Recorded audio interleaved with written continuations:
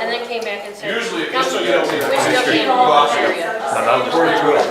So I called her. Last night. Mississippi. You guys want to? That's what you need to work with.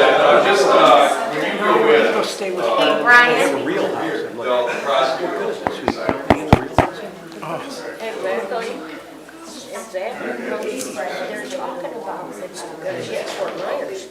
Because there's, the way it's going, it's like this, it's gonna be talking rates over there. They just got to. Well, you know how to get a hold of me. My Okay. Sounds good. There's something that's pulled up there. State Fair's closing. That's what my son said. My wife, They got 50 years almost and served Oh, hey, how are you? I didn't even see you get here, you snuck in. I was What are you talking about? This is my space. so I went to get one and served and of course picked up a tag. It's not gonna happen this time. Polka dots are rising.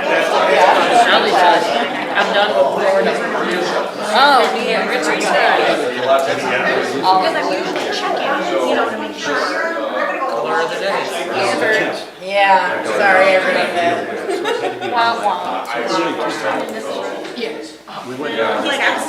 All right, I'm pulling. You really pulled the council together. Look at my wife. Yeah, I guess. Good cake. Yeah, all right. I filed for it.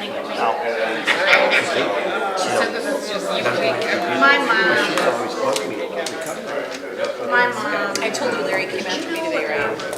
Florida is gonna be up for Atlanta. There's a subdivision, there's a subdivision in Tampa that they told the people from the last hurricane, they were cleaning up, people, they have garbage. DeSantis brought in, garbage people from California to clean it up because everybody's up in the Carolinas. And, they told them, they passed something and said, you can't work on these houses anymore. So, those are gonna be. Yeah, it was chilly and cold day, I feel like, until that sun comes out.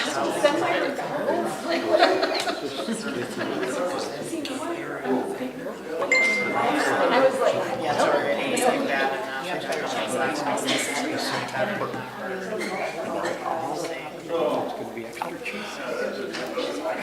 Ladies and gentlemen, it is 6 o'clock. I'll call the meeting to order. Please stand for the Pledge of Allegiance. I pledge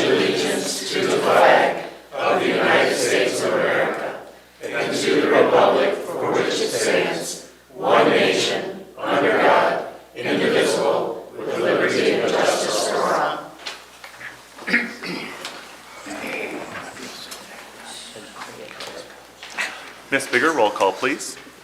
Harrington. Here. Perkins. Here. Musgrave. Here. Brandon. Here. Kinnaman. Here. Kyer. Here. Delaney. Here. We have quorum. Consent agenda. All items listed under consent agenda are considered to be routine and non-controversial by the Village Council and will be approved by one motion. There will be no separate discussion. If discussion is desired, that item will be removed from the consent agenda and discussed separately immediately after consent agenda approval in its normal sequence on the regular agenda. What is the pleasure of council? I'll make the motion to approve the consent agenda as presented. I'll second. Motion by Musgrave, support by Perkins to approve consent agenda as presented. Ms. Bigger, roll call vote, please. Musgrave. Yes. Brandon. Yes. Harrington. Yes. Kinnaman. Yes. Kyer. Yes. Perkins. Yes. Delaney. Yes. Motion carries. Public comment. Members of the public may address council once recognized by the chairperson. Comments are limited to a maximum of 4 minutes for items not on the agenda.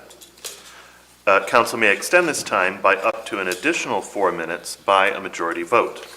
For items on the agenda, comments may be made after council discussion prior to council vote. Prior to addressing council, members of the public will please state their name and address for the record. Is there anyone for public comment? Yes, Ms. Barnes. Good evening, Joanna Barnes, 3393 Harrington Drive. I'm not here for any particular purpose tonight. I know that it's your last meeting together, and for some of us, we've been on a long journey, and you may or may not be up here when we come back. So I wanted to take time to thank this council for what it's done. We may not have all agreed on everything, but I do feel like everybody up here has this village's best interests at heart. Whether we all agree it's the same thing is a different story, but we've got this beautiful building to have these meetings in and a place for the community to be able to connect with you guys on a more personal level where it's not the school board's name up there, it's your names. So it just feels really good to see this ending for your journey together. And I just want to thank you for each of you for the sacrifices that you do for our community. It's not an easy hat to wear. So thanks. That's it. Thank you, Ms. Barnes. Thank you. Thank you. Is there anyone else for public comment? Mr. Shield.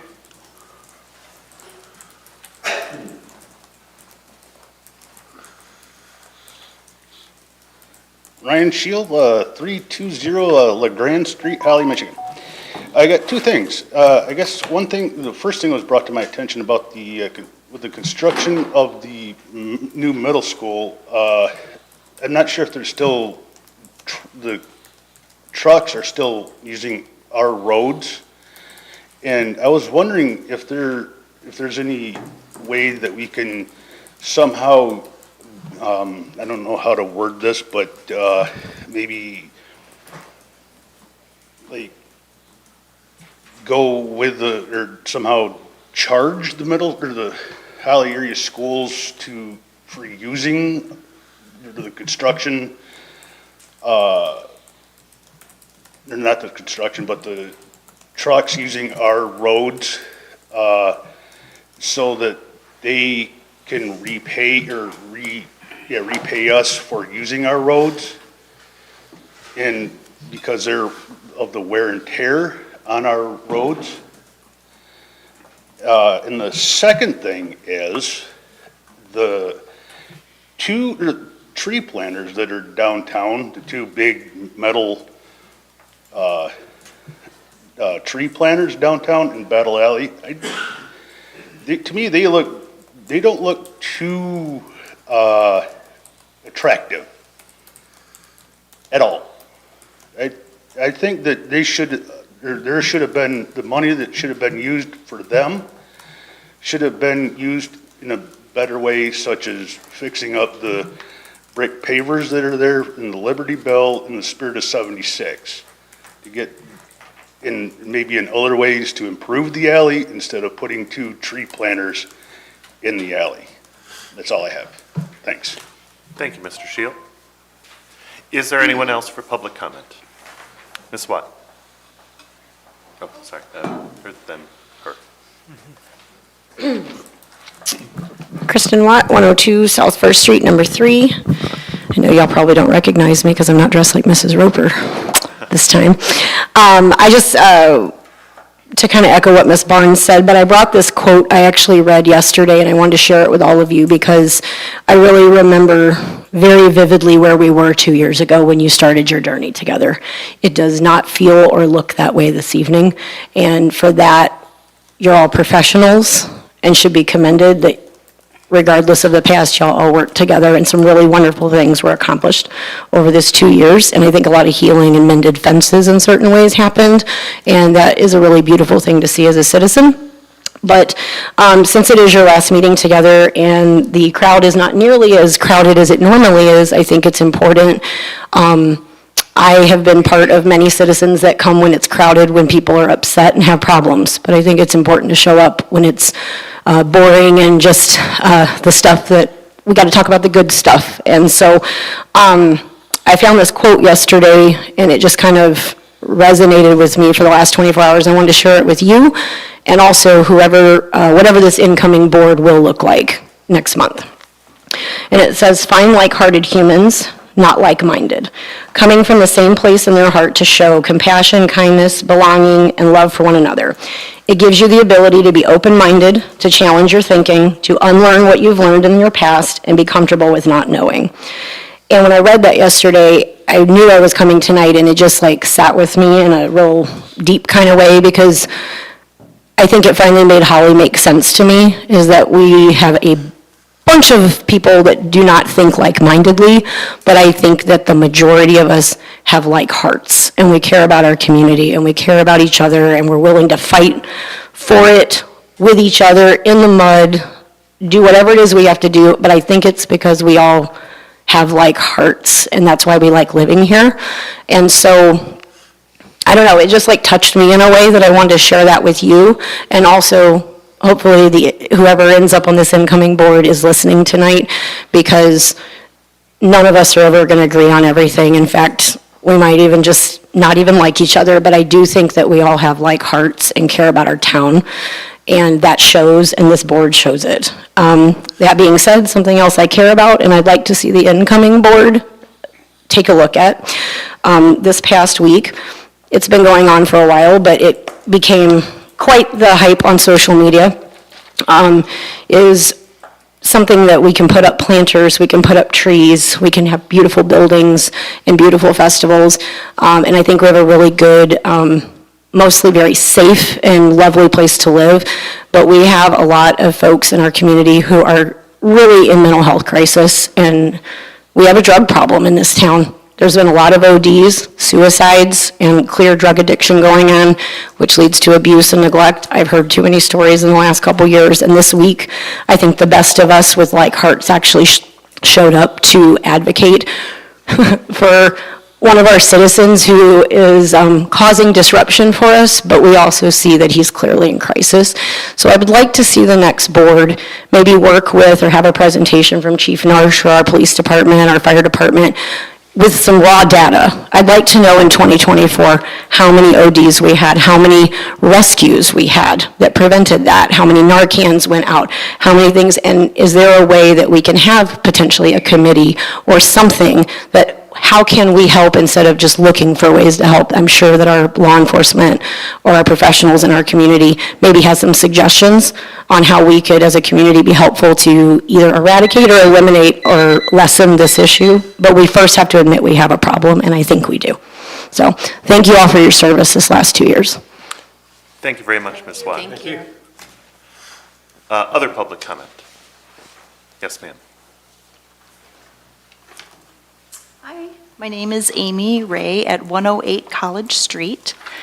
And I'd like to believe that the Village of Holly is a big proponent, as am I, of business, big business, small business, but also residents. We've seen a lot of news headlines in the past week for various crises happening, and the theme seems to be Americans first. We need to put Americans before anything else. In this town, how does that translate? It also translates into putting residents before business. In many cases, I live on College Street, and just wondering if you believe that local businesses, like I believe this, can coexist and complement the residential experience. Versus the Village of Holly placing the interests of local business owners above those of its residents, and even tilting village access, rights, and priorities, favoring larger and even perhaps politically connected village businesses above the rights of smaller businesses in the village and residents. Specifically on College Street, I think there are enough people who are ready to evict the street parking rights of an encroaching commercial business interest, Venue 111, from the street permanently, and further to question the rights given to this business above those of the residents on that street, as well as neighboring streets, and particularly using the village recreational park directly behind the homes on College Street for parking on the grass for commercial purposes. Normally, we know that the grass is used for community events and that type of thing. So I don't know if that's a permitted situation, a paid situation, and if that's available to residents as well. Regarding the latter arrangement of parking on the grass in Cyclone Park, there were 60 cars in this lot, 30 cars on the grass, and that's a commercial parking. It's being treated as an like an overflow lot, and I have sat in committee meetings and been kind of hazed a little bit about the concept that Cyclone Park, that I should be I'm just preposterous to think possibly that park could be used as an overlot. How silly of me and other residents to possibly suspect that. Well, it is happening. So what I'm saying is that even if this privilege to a commercial business is being permitted by the village with fees paid to the village, the act of parking on the grass of Cyclone Park seems to go against the village promise to the heirs of the Cyclone Fence Company of retaining the 7-acre deeded Cyclone Park for recreational purposes and not for paid business profit. So I'll end this by saying local residents on College Street whose street parking rights have been infringed upon since the establishment of Venue 111 are not being paid retroactively out of the valet fees charged to event patrons. And lastly, local residents are not yet receiving a village tax break of the equivalent of, let's say, $10 per car for 2 street parking spots for each Friday and Saturday for 52 weeks of the year on average, which would equate to an approximate $2,500 village tax credit to residents per year. For now, separately, a group of very caring community individuals and residents are fundraising for a future tribute to first responders and veterans in Cyclone Park here. And for now, here's a suggestion, maybe $10 per valet service commercial charge per car from this past weekend for approximately 60 cars in the lot and on the grass of Cyclone Park can go toward the tribute efforts. I'm sure that the group could use an additional $600 to go toward community purposes and to enhance the recreational park gem that Cyclone Park is. This needs to be addressed. That's it. Are you sure I'll make a motion to give you more time? I'm fine. It just something needs to be done. Lastly, Holly Elementary School parking lot and Holly High School, just a couple miles away, completely free, clear, open, beautiful parking. This past weekend, there were 2 shuttle buses of school buses. We saw it go back and forth a couple times. We're kind of done with it. There should be no commercial parking on College Street whatsoever. Thank you, Ms. Ray. Is there anyone else for public comment? Yes, Ms. Wallace. Angela Wallace, 709 Baird Street. On August 9th of 2022, this council went into a parking agreement with Car Events over the Venue 111. Mr. Powers had asked how they would be using the parking here in Cyclone Park. And Vince said it would only be the existing lot, which is this right here. This weekend and the previous few weekends have shown us that is not the case. They are parking on the grass, they are parking on every single street in this whole, on College, on Center, on Baird, on Cogshell. Every spot is absolutely full. If we want to have company over at our houses, we cannot because all the parking is being used. Additionally, residents are getting warnings for parking on their grass when there's no other parking because it's being taken up by businesses, by a business. Since this parking agreement that went in, they have, Vince and Kari have opened up a new part of their venue so that not only do they have 1 or 2 things going, now they can have 3 different weddings or different things going in their business at the same time, which creates chaos for everybody in this whole subdivision. And it's just not fair to us residents who would just like to be able to have a barbecue at our house or having somebody over for dinner. We can't do that because there's no parking. And when we do park and it goes across the driveway, or you're having to park in your yard because there's no other possible parking anywhere, then residents are getting tickets while we're letting Venue 111 park all the way on the grass over here Very few people were parked actually in the parking lot, and it was all on the grass. So if we need to keep that agreement with them about parking in Cyclone parking lot, it needs to be on the lot only, not on the grass. We can't have double standards for a business parking one place and then penalizing our residents because they have nowhere else to park. Thank you very much, Ms. Wallace. Is there anyone else for public comment?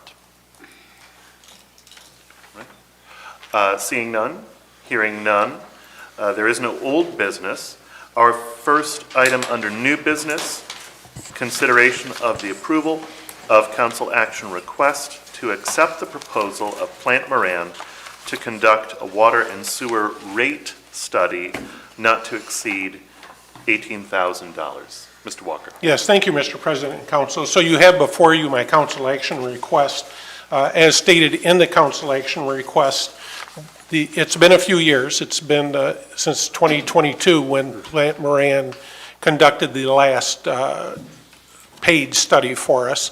And then each year since that, and a couple of years prior to that, staff has done the analysis each year during the budget process. So each year, the rates for water, sewer, as well as the debt service charge are examined.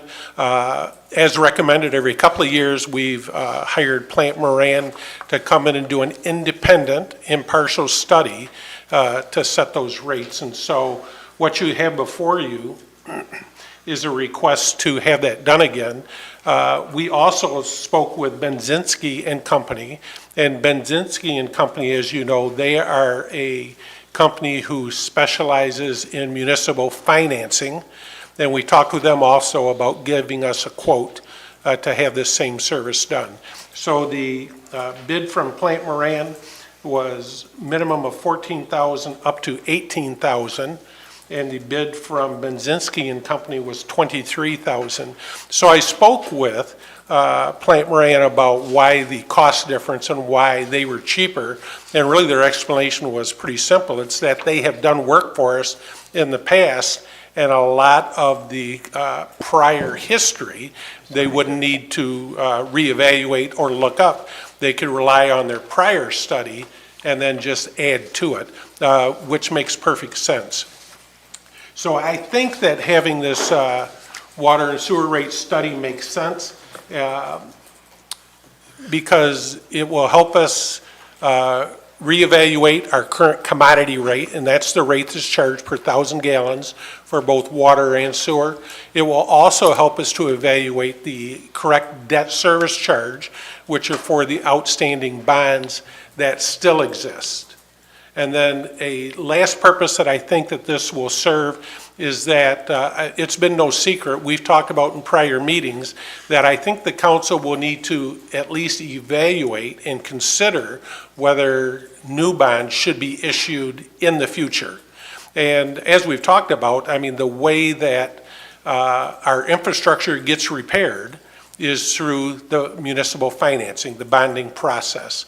And so some of the water mains that we have in the ground are 50 years or approaching 50 years old, which is well past their serviceable life expectancy. And what happens when they deteriorate to the point when they're past that point is you end up with water main breaks.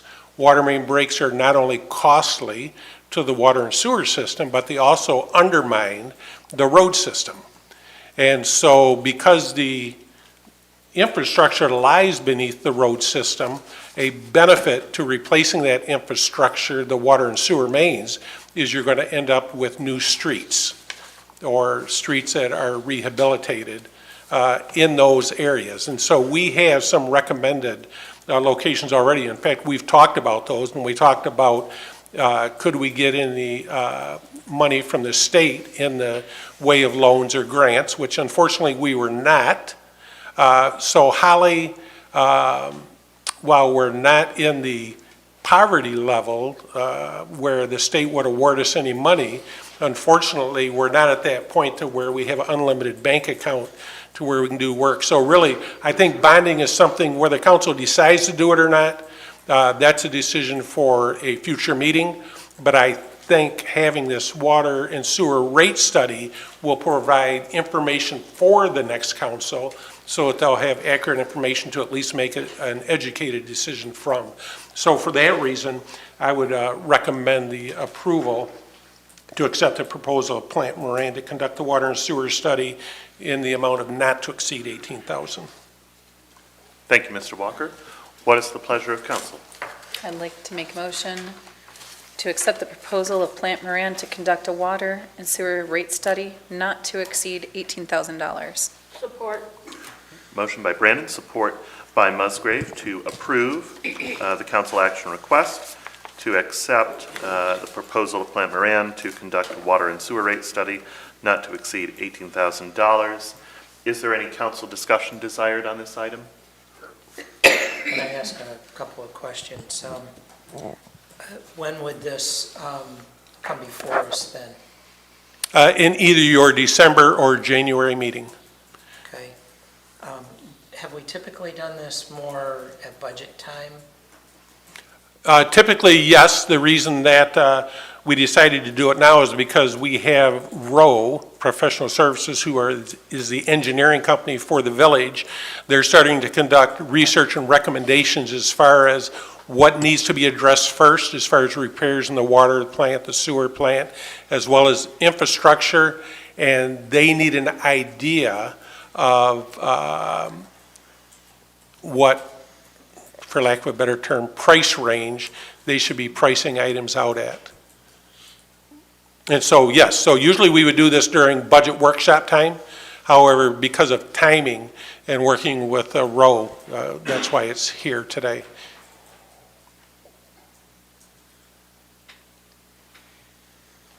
So we find out, we look at the rates before we look at what we might spend them on? You will have them at the same time. So you would have, I mean, you're going to have a recommended consumption rate for water and sewer regardless, whether you decide to do any bonding or not for future financing. But what you'll have then is that next piece, if additional financing is approved by council, you'll know then what that debt service charge would be going forward. And that would then be based back on Rowe, what Rowe determines? Well, Rowe will recommend a couple of different options to the council as far as price point and really what type of repairs or upgrades that you want to approve. Is that then going to be part of the capital improvement? It certainly will be added to the capital improvement plan.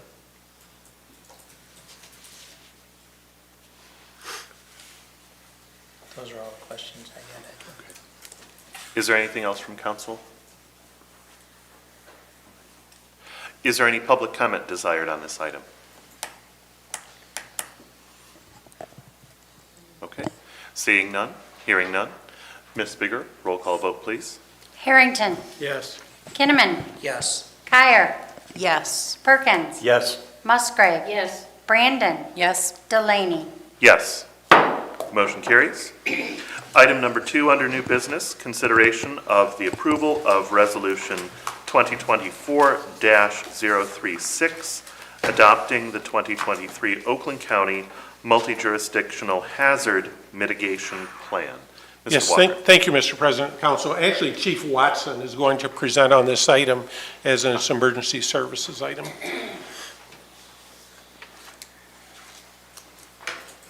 Good evening, Council. Evening, Chief. This is pretty straightforward, I apologize. FEMA has approved the 2023 Oakland County Multi-Jurisdictional Hazard Mitigation Plan, formerly known as the HMP, pending adoption by local municipalities. This plan is essential for identifying, assessing, and mitigating the various risks and vulnerabilities our community faces, ranging from natural disasters to human-caused incidents. The plan also enables Oakland County to access federal funding for resources for mitigation projects and initiatives. It is necessary that all local municipalities in Oakland County adopt the HMP before February 2025. It is our recommendation to adopt the 2023 Oakland County Multi-Jurisdictional Hazard Mitigation Plan, or the HMP. And I'd be willing to answer any questions that you may have. Chief, would that make you point man for any FEMA response here in our village? Well, we will respond regardless. So if any hazard or response is required from the fire department, we're going to respond, and I would definitely probably be there on a level of this magnitude. But what this does is it opens up, excuse me, funding opportunities, grants, those types of things, because once all the municipalities adopt this before February of 2025, then FEMA in turn gives Oakland County a set amount of funds, which So then... it's proportionate per, I don't know if it's proportionate. I think it's more based on the type of grant and how much that grant would cost. Just thinking, outside the box here, when I was putting this together, the dam may be one of those situations that we could look at funding for. I know that is in need of repair and it's pretty expensive, so that may be one of the options because of the flooding, especially in the North Carolina due to Helene. We've approved these in the past. Correct. Beyond funding, does this include planning for things such as evacuations from train derailments? That's something one of the residents reached out to me about recently. Yes, great. I don't know if it pertains specifically to train derailments, but it actually does provide resources for first responders to reach out to FEMA and Oakland County EOC, Emergency Operations Center, to work with them to create plans for any type of event, mass casualties, you name it, anything that's going on in the world, pretty much we have to plan for and prepare. So this says 2023 Mm-hmm. Oakland County plan. That's, FEMA, right? So they have 2 years to have all municipalities in Oakland County adopt it. Okay. So it rolled out in, I forget, I think it was July of 2023. And then they give till February of 2025 for all municipalities to approve this plan. No fee to us, it's just simply a council resolution that then we turn back into the EOC showing that you've approved it. And then once all the jurisdictions are in there, then they will open up any kind of grants or funding, special opportunities for first responders, police, and maybe even DPW.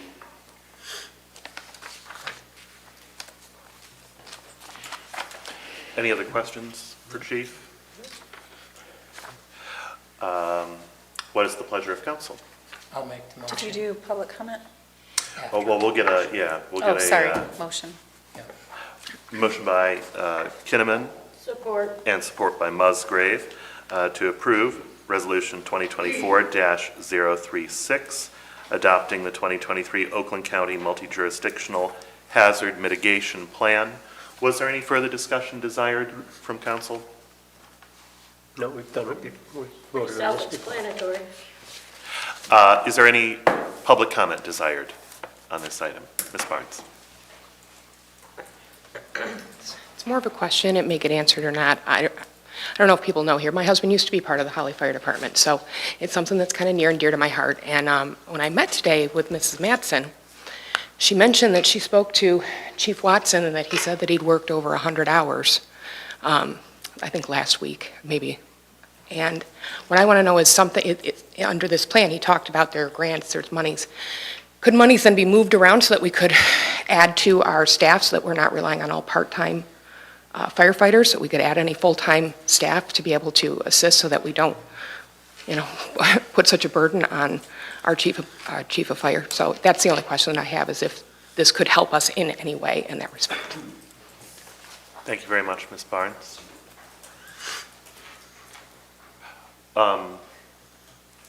Either Chief or Mr. Walker, would you like to address that question about the possibility or the feasibility of adding more full-time staff?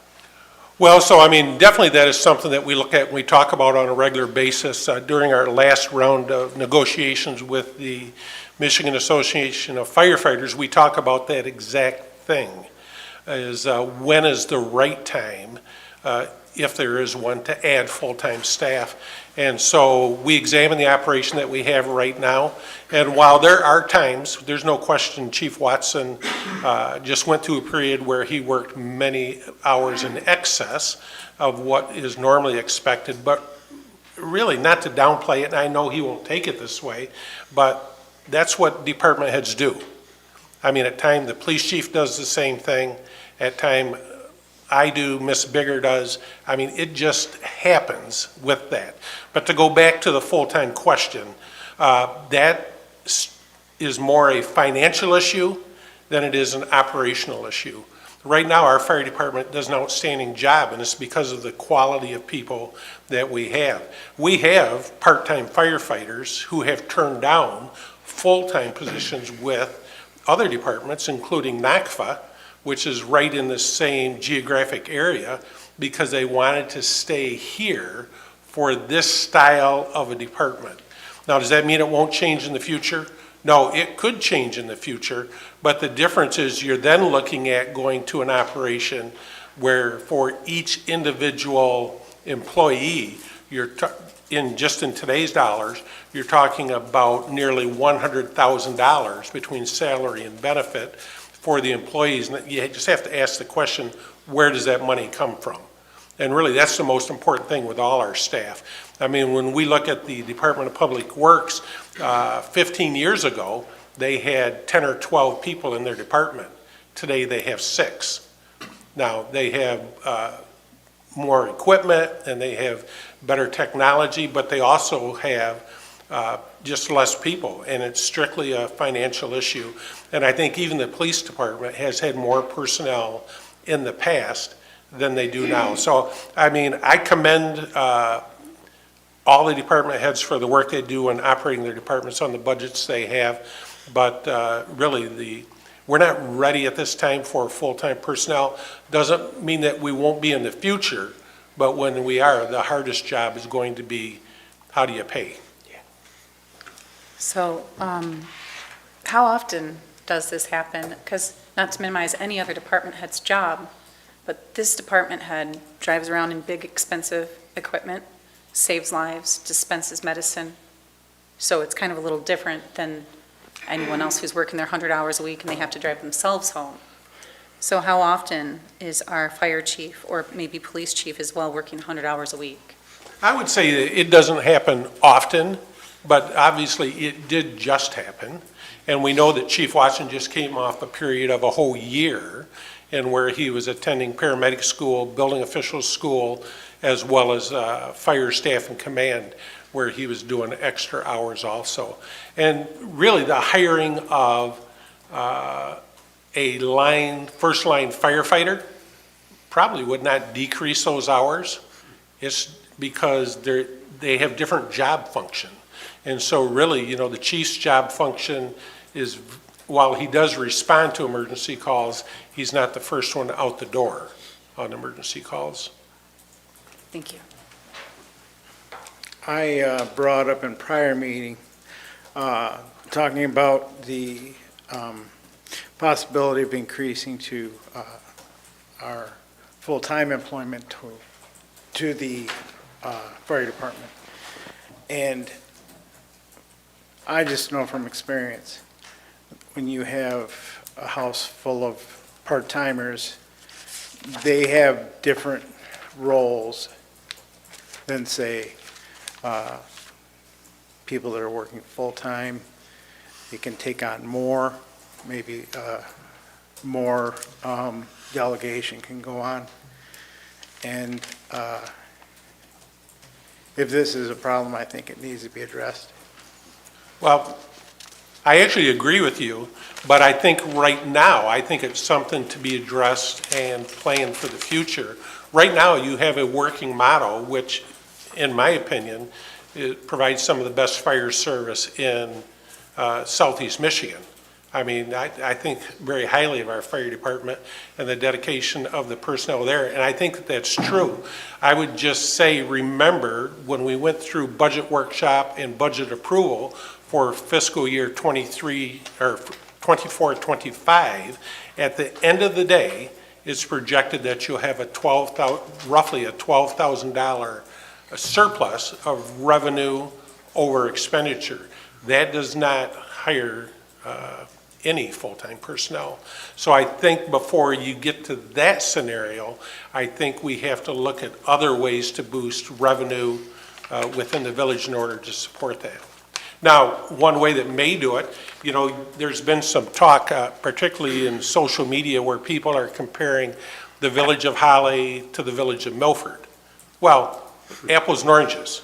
There's a totally different SEV and tax revenue stream in those two, and even with that difference in the revenue stream, Milford has a separate fire millage.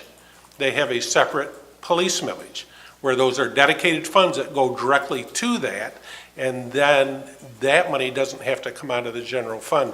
So, I mean, Councilman Harrington, to your point, maybe that's the strategy in the future, and we have talked about it, is maybe a dedicated fire millage for the purpose of hiring full-time firefighters would be appropriate for a committee to look at the next election. I would like to say that in no means did I mean to disrespect the way things are done in Holly. I know that you're doing the best you can, and I just want to make sure that you guys are taken care of. No, thank you. That's very much appreciated. I know they took it that way. Thank you, Mr. Walker and Mr. Harrington. We did have a little bit more public comment before we move forward. Ms. Swat.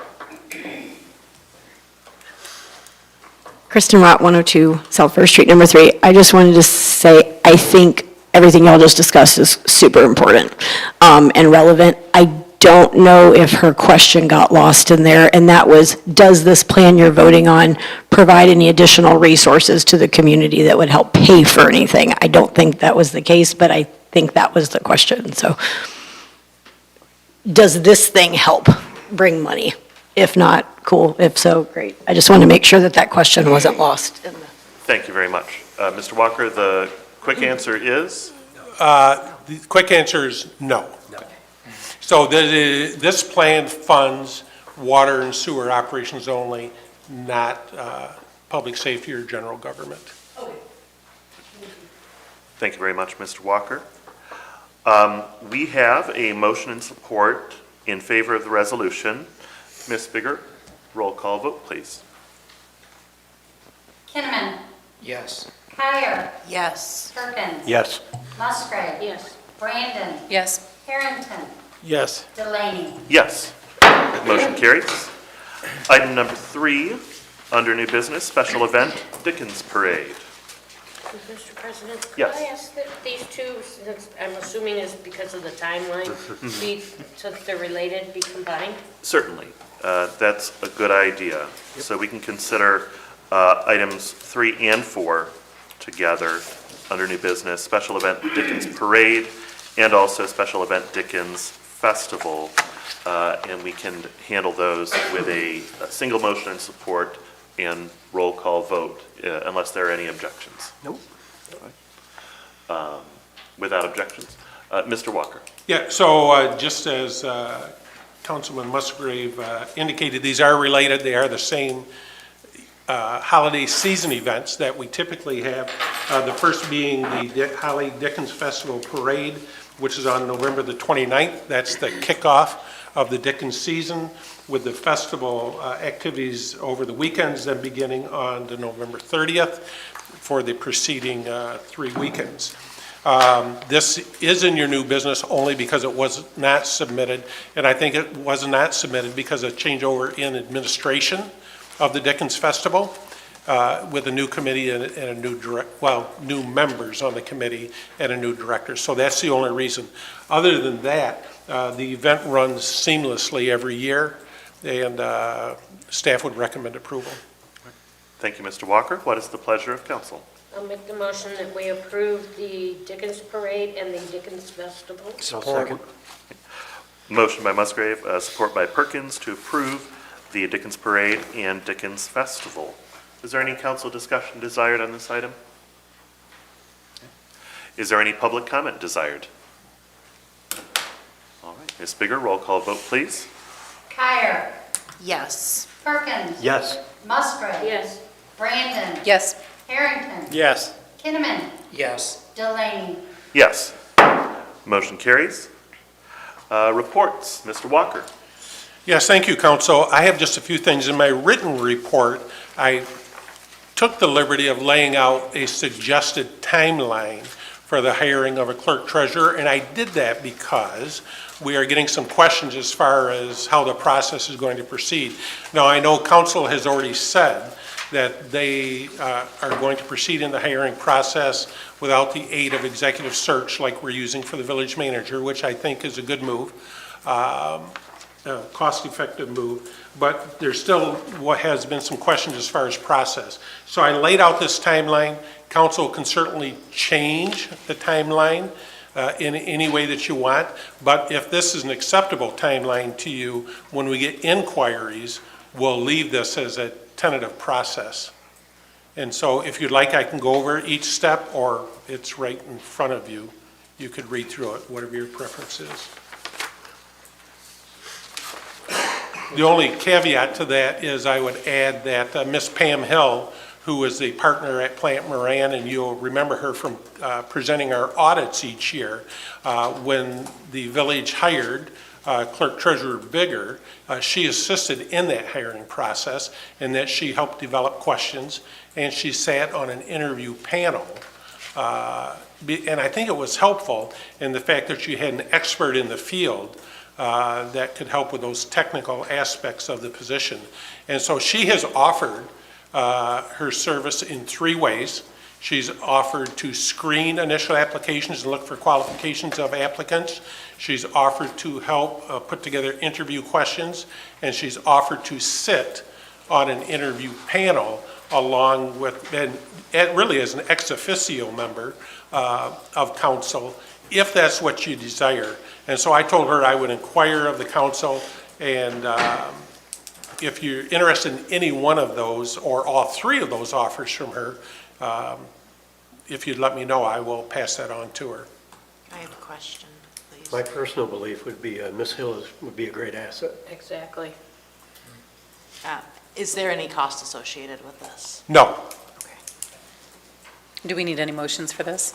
Yeah, you do not need a motion. I can, by consensus, I can just pass along that those are the wishes of council. And then when you reach each one of the steps in the process, you know, then we can Further work discuss. out exactly what her involvement will be. October 19th, what day of the week is that and what time? So October the 19th is just when preliminary review of submittals can begin, because we placed the ad in the MML on September the 18th. So if you let it run for 30 days, October the 19th is when you could start reviewing. So really what will have to happen is council will need to select a date when you want to get together and go over resumes. So, did I hear you thinking it should be a Monday? It was a Saturday. Oh, that's a Saturday? Yeah, that's a The Saturday. I was 19th thinking was a a 9 a.m. Saturday. Saturday meeting. Oh, for us to look at that? Should we do personnel or council? What's everyone's,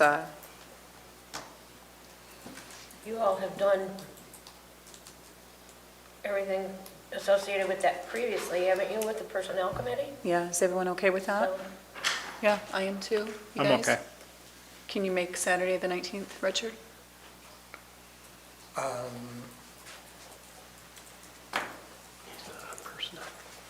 I thought we He's were not on just- personnel.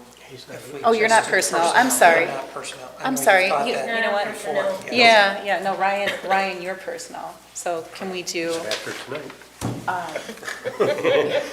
Yeah? and Amber, you're good? All right. It's just you two I'm going to stick that in my phone. till the election. 9 a.m. here? Okay? What date? October 19th, 9 a.m. right here.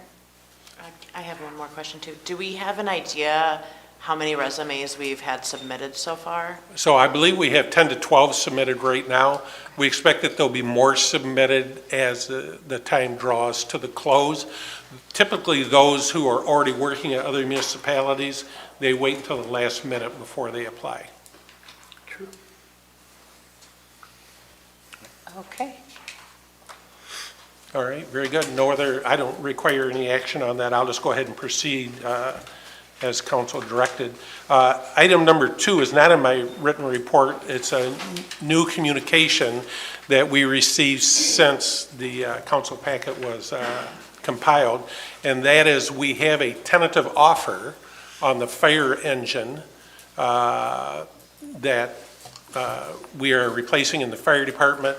As you know, our hopes were that we'd get in the $50,000 ballpark for that engine. It's almost 25 years old.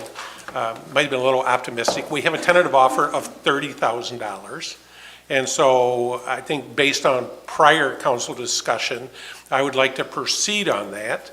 And then if for some reason it falls through the deal, then we'll have some framework to work for in the future. But we think this is a pretty solid offer.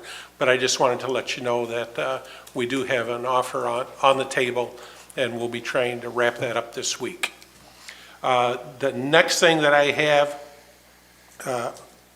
on my list of things to talk about, and I said I didn't have very many, but I guess I wasn't telling the truth totally, is as I referenced in the prior council action requests, there's been some comparisons of us with other communities as far as water and sewer rates and different things like that.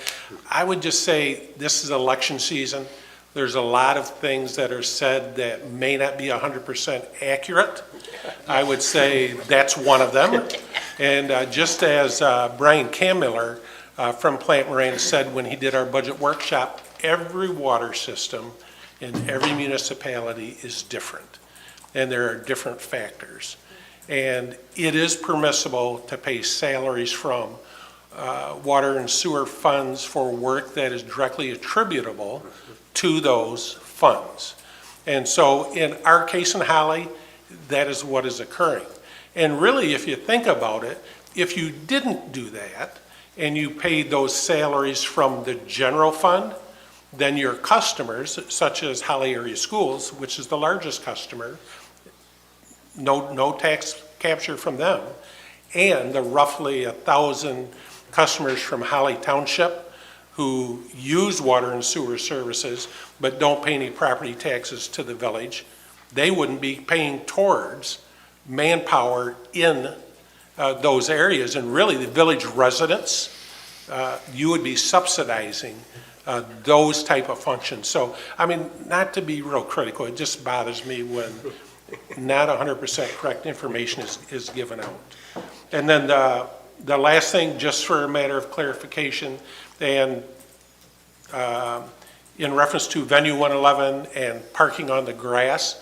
So, as you recall, council did give authorization for Venue 111 to park in Cyclone Park. They did that to help alleviate, or try to alleviate, street parking.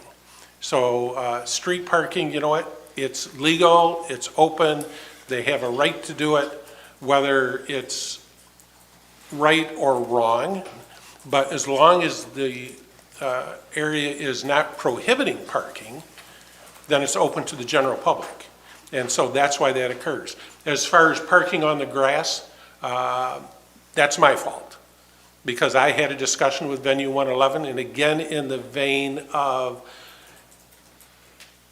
let's get as many cars off the public streets as possible, the discussion was had by me, if the weather is good and the ground is solid and there are no events in the park, and the Venue 111 events primarily are in the evening, and there, if you've been around here, there's not much activity that occurs at night in this particular park. In some of our other parks, there is, right up until dusk. But in this particular park, there is not. So just so you know, I mean, that particular issue, if that is a problem, that one is on me. because I did authorize it. And so, I mean, just for full disclosure. And that's all I have. Thank you, Mr. Walker. Yes, sir. As far as what Ms. Wallace had mentioned, that people were getting tickets for parking on their own grass, residents, is that something that can be alleviated if it's recognized that they own the property? If it's, the parking is taken up? Well, so it might be best if Chief Narsh addressed that issue, because he's had that discussion. He's had that discussion with a few of the neighbors already, and it really has to do with the village's ordinance, you know, that says that you can't park between the sidewalk and the curb, and then the zoning ordinance says you can't park in your front yard. So I'll just turn it over to the chief. Thank you, Mr. Walker, and thank you, council. In response to that question, there's no one that's receiving citations or warnings. Very few citations have gone out. Most people were getting a warning, and they thought that was a citation. What we're enforcing is the ordinance on permanent parking in front yards off of a driveway. So that's an issue that has come to us, and that's what we're enforcing. There is a temporary time frame. Anybody can do that in a temporary fashion, but what we're enforcing is folks that when a house is built and there's a design standard set for the garage according to our zoning, according to our ordinances, and then here's the driveway. Many times people will acquire more vehicles or the boat and the other stuff goes in the garage. That's just common. It's human nature. He's looking at me because I got a warning. I did not. No, I honestly didn't know. But now I know. Hold on. No. But so those warnings go out. But what it is encouraging everyone, and we work with, and I think I put up in a post, there was a post out there, is how we're doing that. And what we're doing is face-to-face, and just remind people, because a lot of people didn't know. So we take a copy of the ordinance. In the most recent issue, that was the concern that this individual was giving that. I met with him yesterday. Went out and talked to them and identified it wasn't a front yard parking issue at all. They had more vehicles than they had driveway space, and because a lot of things are very unique to that specific street or situation. So they had more private vehicles than they had spaces available in their allotted driveway. And they didn't want to park in the street because they didn't want to block public services. So it was very, when you meet with someone and you have those conversations, you find out what the issues are. And in this case, they weren't parking in their yard, they were parking in the area between the street and the public right-of-way. So we've identified what the issue was, we're resolving that issue. But no one in the village is being cited for temporary parking as a result of other parking. It's parking outside of both zoning and code of ordinance that allows or requires or restricts you to be in your driveway or on street or any other lawful public parking. And that's all. Do you mind if I ask a question? Sure. I think it's commendable the way that you're going about informing the public of codes, that you're giving them all these chances and doing your best to stay out of court and ticketing. I think what the public wants to be assured of is consistency. So they want to know that the venue's guests are not being shown favoritism over the residents. Do you have any idea maybe how many phone calls you've gotten from residents over, say, the summer or the last month, like any specific time frame, about venues' guests parking illegally or in their spots? Or I thought the grass was an issue, but maybe it sounds like now they have permission to park in the grass at Cyclone. And then I'm wondering too about capacity. So with all this extra parking that they're getting, what about capacity? And who do the residents call if they think they're beyond capacity? Is that a police or a fire issue, or do they call Oakland County Dispatch? What is their capacity? Okay, and I'll go back to the number of calls. So in the past summer, I could say it's maybe one or two, and that was during a time where there was a lot of public debate on that. I don't get a lot of phone calls about the issue. I mean, I'm not getting phone calls to the police department or to my phone about parking. I understand completely, and I think anybody does, that volume is an issue. But to go back to and just make it very clear that in a public roadway, including in a downtown district or any municipal parking, no one can come in and say, this group can't park, this business can't park, or these folks can't park, or I can reserve these spots in front of my house. If it's publicly owned municipal parking, it's anybody, anytime. However, I think everybody understands there's volume issues, and those are specific to events and things like that. So I think it's looking at all of these other options on how to alleviate the volume, takes the pressure off the residents. The question is, are cars being parked in an illegal fashion? We're there on every event. We're looking for that. We're not finding illegal parking. It's volume parking. So that is something I think that everybody can look at. But it's not illegal. There's no way to regulate. It's a first come, first serve in public parking, and you can't reserve that kind of thing. And the second half of your question was? I asked about what is their capacity and who would the residents call? Because I know that this is something that the police needs. For the police to help us, the residents have to call the police.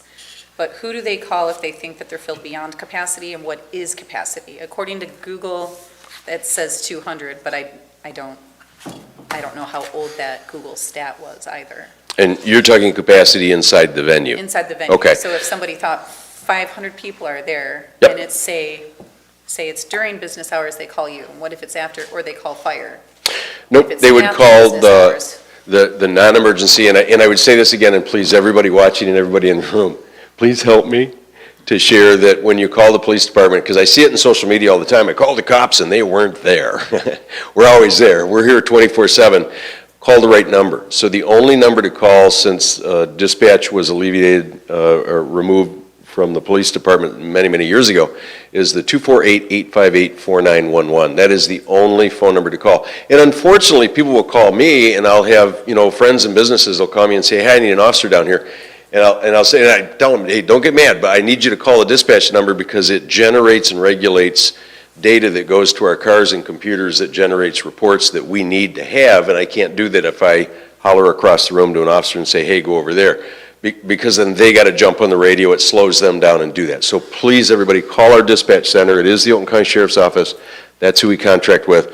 And there's a lot of hidden data reasons why we've got to have it go through that dispatch system. So during the day for reports and things like that, or to speak with an officer during the day or myself, it's the 248-634-8221, but please never after hours or on holidays, weekends. If you need an officer dispatched, to our dispatch number. And that, by the way, is how you handle it. So if someone thinks it's a capacity issue, that's a police issue. So we're going to come out, we're going to look, and if we need assistance, we're going to call our friends at the fire department. They're going to come out because it's a building official issue as well. But we're going to call them, but we're going to initially respond and take a look at that. We're going to see how many people, and if we need assistance in doing that, we're going to contact our building officials, but we'll do that. But so for the public, it's a police issue.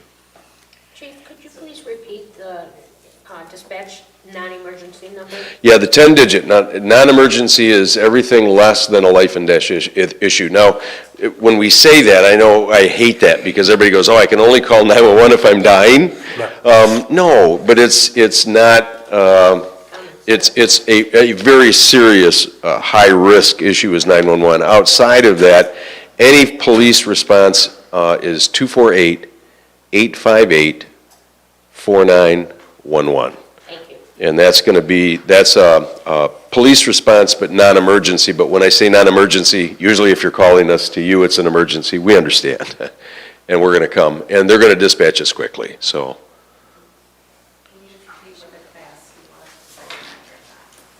I don't know what the capacity is at this point. The building official may know that, the fire official.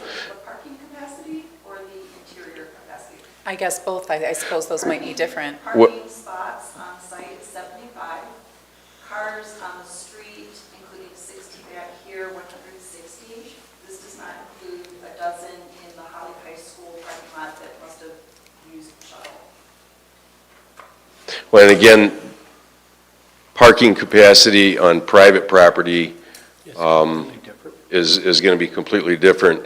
And any relationship that a business makes, which, and again, I think is good for the whole community, is if a business makes a relationship with a school, because that requires prior approval.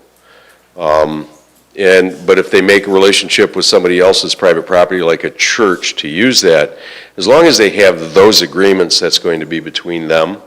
And again, anything like that is going to take volume off the streets.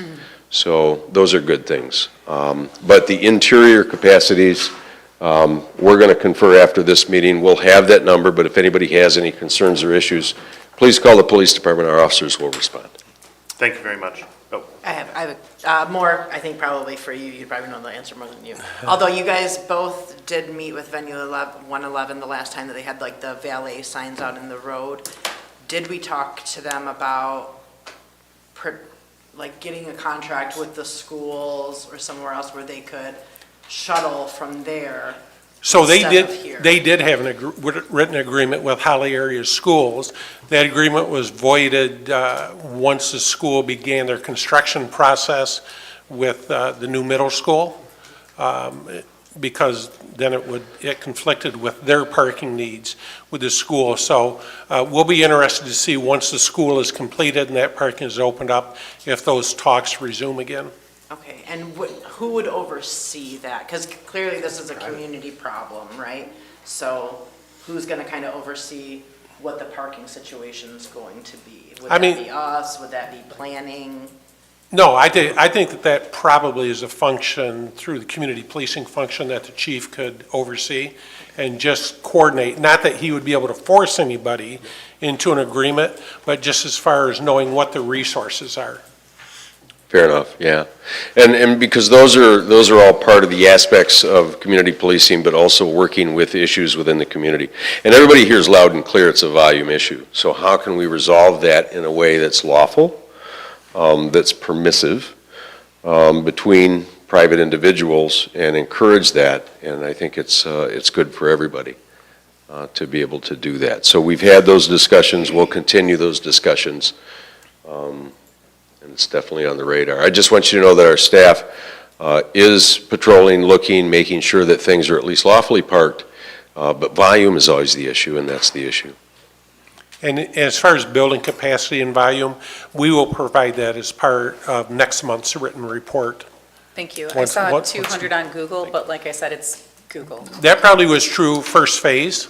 It probably just has been updated, as somebody commented. I can't remember if it was Ms. Watt or not, or Ms. Wallace, about additional functions added at the facility. So as those were added, obviously volume adds up too. So we will provide what the fire marshal building official has approved for that facility. Thank you. And can I, and I'm not saying this because Mr. Walker always says I like to talk. I put 4 minutes on your beeping. Did you add it on? Okay. But I did want to address something because it was brought up, and that's public mental health and drug addiction.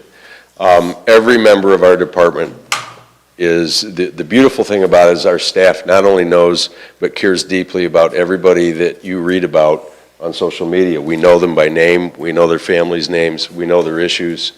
What I can say is that there are, and I can publicly say as a police chief and as every police chief in Oakland County and across Michigan, because I meet with all of them, is that there is insufficient mental health care facilities in the state of Michigan.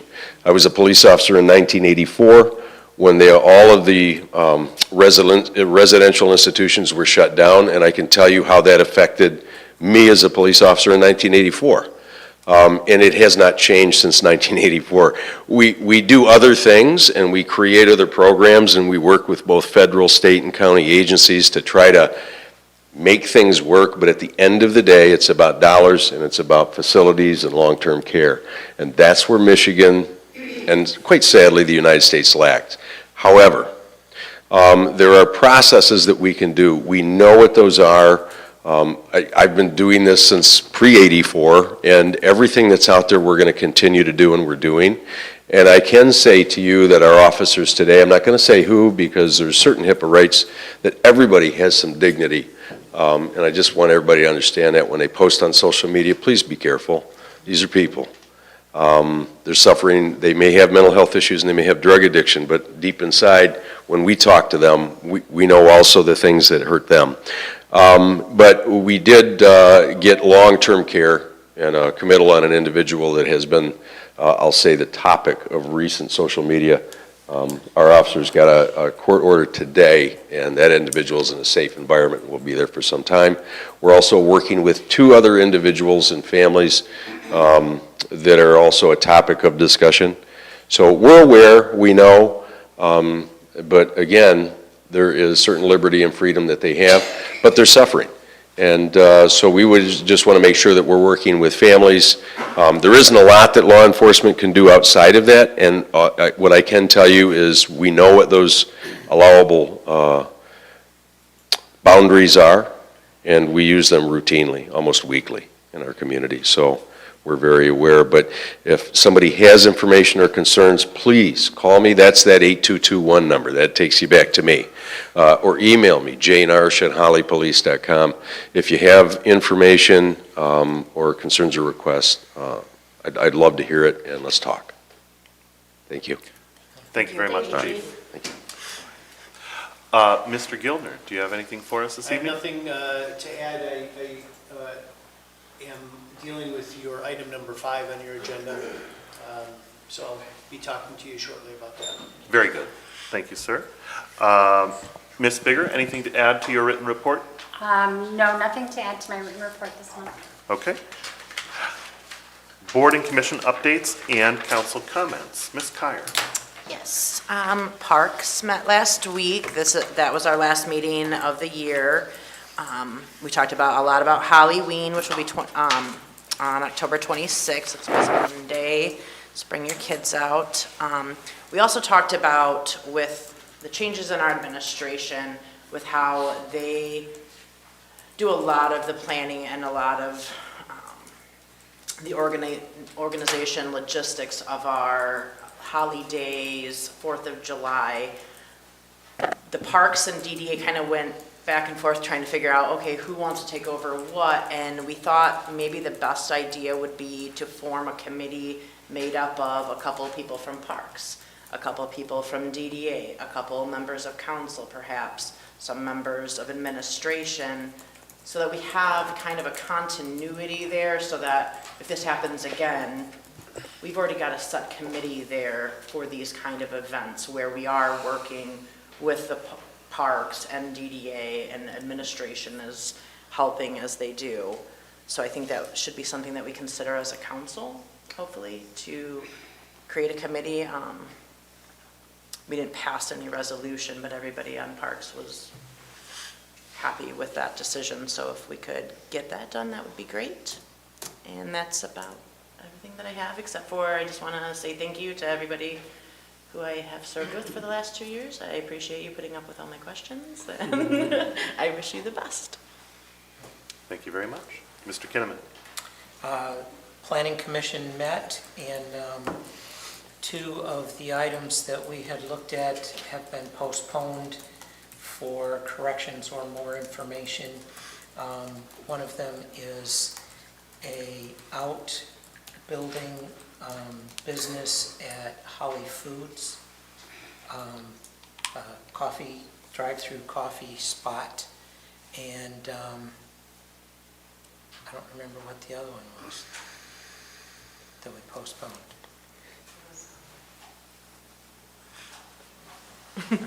Both of us can't remember. It was postponed anyhow. It's coming up some more later. And we do continue to look at the CIP plan. We reviewed some numbers that staff had given to some items, and that is then being sent back and will go to Rowe for development into a more stable document.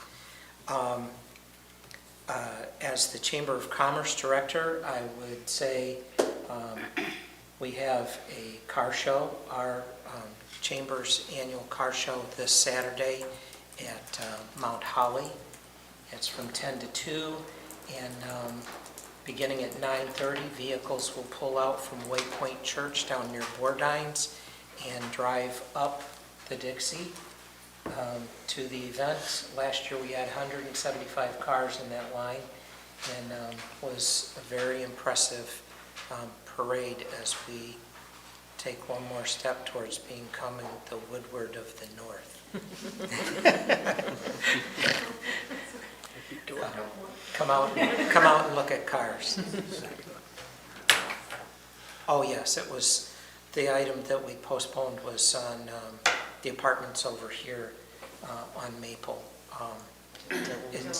Yes, it was a rezoning error, and so it needed to come to us as planning to correct that zoning before it comes to here for final approval of actually making that right. And in the process, we discovered a couple other properties that were miszoned in the master plan documents. And so there will probably be a couple of corrections that we will look at next month, and then we'll come to council. Thank you very much. Thank you. President Pro Tem Brandon. Thank you. The Holly Township Library has a millage increase request of 0.31 on the November ballot. Please refer to the Holly Library website for all the information or attend the Q&A October 22nd at 7 p.m. at the Holly Township Library. And I made a note that we got, as council, a letter from Haya, and maybe this is already taken care of. They said, Village of Holly board members, during our May Board of Meeting Directors, the Holly Area Youth Assistant Board of Directors reviewed and approved the following volunteer to become a Haya Board of Directors member. And it's now October, and the above volunteer is still without voting rights due to the non-compliance of the Village of Holly to provide us with the resolution. Is this something that's been resolved yet? Would you like to, I'll pass this down. Yeah, if we can just have a copy of that letter, we're not aware of any resolution that's been requested. I guess I Normally, assumed, Tina emails me directly. I got nothing. I feel like they emailed us like last month too. Yeah, I just got this one maybe last week. I got nothing. Oh, okay, well, then, there you go. I hope I didn't make any other notes on that paper, because now I'm out. Nope. Okay, so, yeah, if we can do something for them. And then, just for transparency to the public, we had our workshop, and the search for the village manager is on, just as it is for the clerk, and we should be reviewing applicants in a few weeks. So the advertisement in the professional publications for the manager is set to be released next week, with the ending of the submittals then to be the second or third week in November. Okay, thank you. Thank you, Matt. And it's been an honor to sit next to all of you. Thank you so much. Thank you. Mr. Perkins. HDC has not met. They meet on Thursday, and I will be in Indiana spending time with my grandchildren. I just want to say what a pleasure it's been to serve y'all. Thank you, sir. Ms. Musgrave. Nothing to report on committee, however, I would like to thank those of you that have supported me over the last 10 years. It's bittersweet, with this being my last full meeting, and it's been an honor to serve, and it's been a pleasure working with the board here and the past boards, and thank you very much. It's a pleasure working with you, Dad. Thank you, Ryan. Mr. Harrington. I appreciate the opportunity to serve the people of Holly. I also really developed a great relationship with a lot of new people here, and I appreciate them too. And I think a lot of them work hard for thankless things. Haya, they have the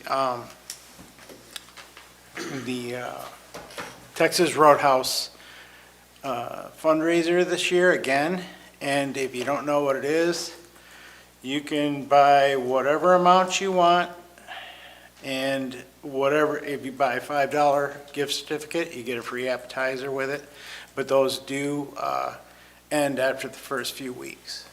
Just so, a lot of people save their gift cards, and lost out on their opportunity to get an appetizer.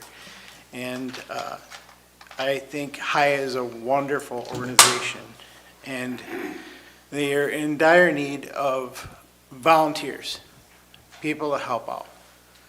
You know, it's usually the same people doing all the work. And, you know, a community gets together and they support each other. And I think it's important to support Haya.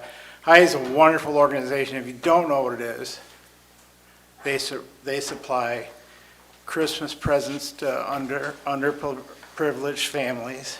They support kids in school by getting them tennis shoes for their sporting events if they're low income. There's a lot of things that they do that are good out there. And I'd like to thank all you for letting me serve without getting yelled at too much. The meeting's not over, Paul. Yeah. And thank you, Jerry and staff. You're welcome, thank you. Thank you very much, Mr. Harrington. The DDA board has not met yet. The next meeting of the DDA board will be Monday, October 14th.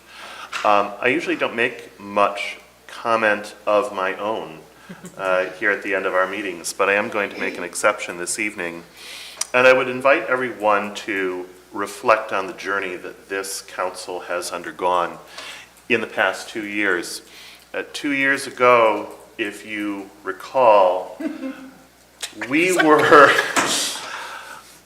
a bit fractured and fractious, and we have moved to a place where we are positive, we are professional, we are forward-thinking, and I believe every single person sitting at this table has the best interests of our village at heart. I really do.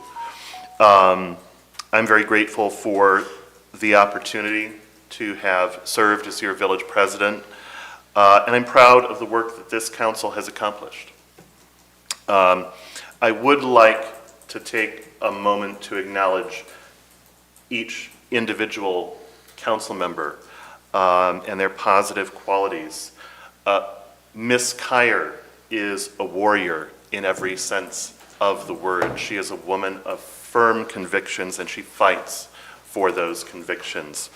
Mr. Kinnaman, better than just about anybody, understands the big picture. He understands policies and procedures and how all the parts fit together into a whole. President Pro Tem Brandon is a truth seeker. She is the consummate researcher. She asks all the right questions, and she is remarkably adept at finding the answers. Mr. Harrington is a man of few words, and that is because he is a listener. He never prejudges any person or any situation, but he seeks the wisest course and then acts upon his principles. Miss Musgrave never fails to amaze me with the depth of her experience and her remarkable, remarkable integrity. And by the way, that has been a personal inspiration to me, and thank you very much for your example. I also admire Mr. Perkins' dedication to individual rights. He is always looking out for the rights and the liberties of our citizens here in the village, and he passionately pursues responsibility in local government. So once again, thank you to everyone on this council. Thank you very much to staff, to Mr. Walker, Mr. Gildner, Ms. Bigger. Thank you to our department heads. It has been an honor.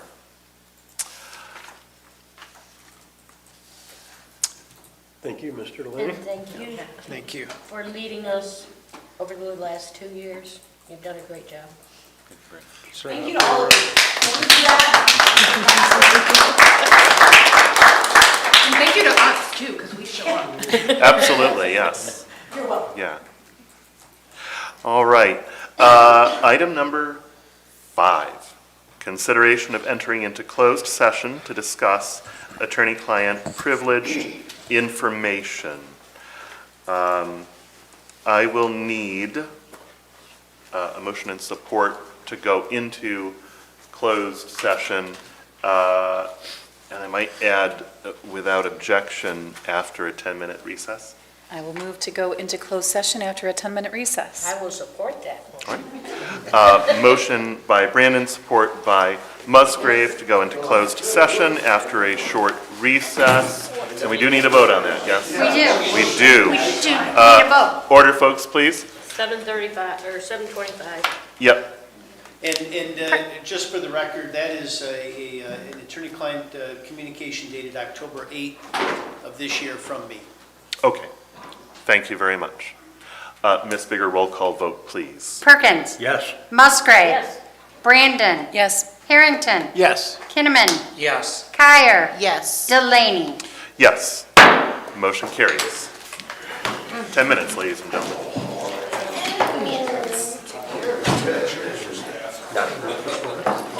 Hey, yeah. Seriously. Do you know how to do that?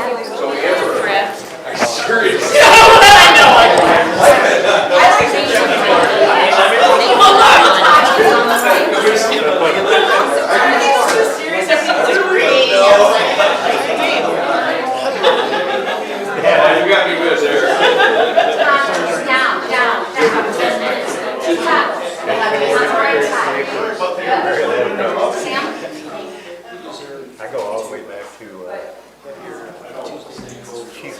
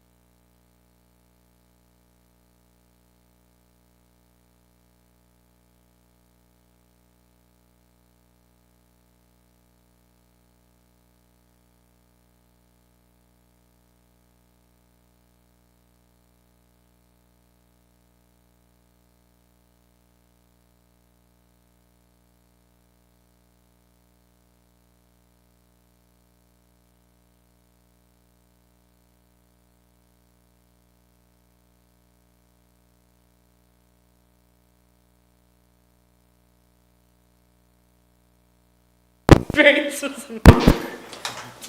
that was so long ago, and you know what? I'll tell you what, I am just flabbergasted at the amount of knowledge that you have now, Right. as opposed to, Okay, very good. what was it, 4 years ago, 6 years ago? I will entertain a motion Support, I mean- to bring us back into open session. I'll make a motion to bring us back into open session. Actually, you can second Ms. Yeah. Musgrave. Oh, sorry. Motion by Musgrave, I'll support. support by Brannon to enter back into open session. Ms. Bigger, roll call vote, please. Musgrave. Yes. Brandon. Yes. Harrington. Yes. Kinnaman. Yes. Kyer. Yes. Perkins. Yes. Delaney. Yes. Motion carries. Is there anything else from council or staff before we adjourn? Nope. Then we are Good luck to all adjourned the candidates. until Tuesday, November 12th. Mr. Gilbert, okay. One second. So do I get to keep my nameplate? I know, right? I was just wondering. Yes. I mean, who else is Deborah Musgrave? I'm not even Deborah Musgrave anymore.